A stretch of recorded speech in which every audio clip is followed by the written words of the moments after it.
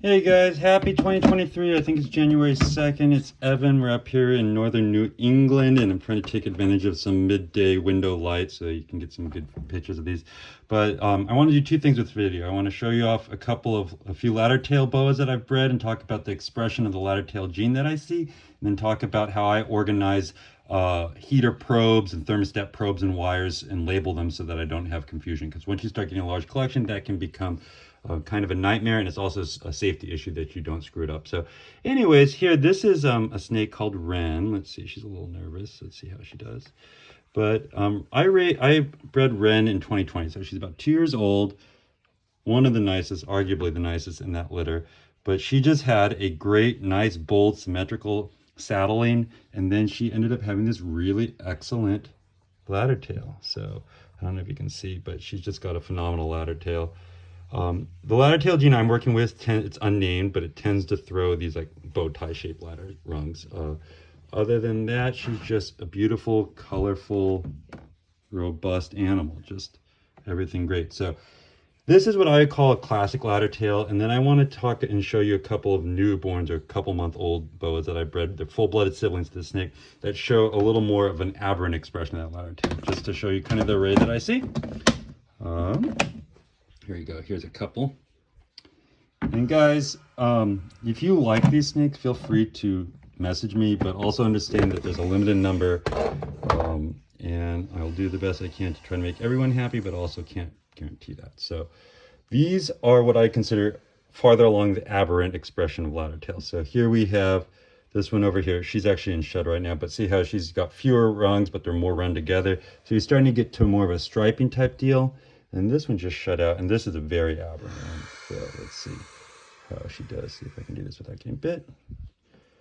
But I don't know if you see that striping. So I believe that these are all expressions, or an array of expressions along that same gene or constellation of genes. I'm not sure if it's polygenic or a morph, but I'm not saying anything about that. But that's the expression we're getting. So from traditional Laddertails, even just almost normal with a little bit of aberrancy in them, all the way up to long rung Laddertails, all the way up to pretty striped ones. So that's just what I'm seeing out of that collection. And the other big news for the day is I am completely rearranging my snake room because I need to get some more cages in here, and it's triggering a big shift. But I just want to show you how I organize probe wires, because if you see the back side of these cages, oops, watch me trip, it can become pretty hectic back here. And so if you mix up probes or you mix up heater wires, you could end up having cages going uncontrolled, and it's actually a safety issue. So what I do is I assign a unique code to every cage that I have, or every rack that I have. So T8-2, that's just Animal Plastics T8 model, and this is the second one I have, Animal Plastics T25-4. So that's just come up with some sort of code. Like this is my ARS racks, and the levels are just numbers. So it's ARS 1 through 7. That's the levels. Come up with some sort of code so that you can label your cage. And then also that same code corresponds in the back with a probe label and a heater wire label. So it means that you are very, very organized, and no matter where you are, no matter if you're just trying to squeeze back there and do something, you can figure out what is what. And then what I do on the front, and it's here, I've been writing around because I'm moving right now, so I'll redo this right at the end, but then I do probes 1 through 6, and I organize it like that. So that's just a quick and easy way to do it.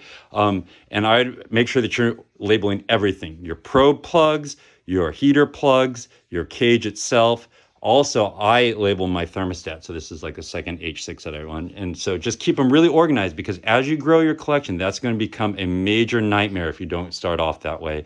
And it's a safety issue and it's a convenience issue. So that's my little tip for the day. Thanks so much. Take care.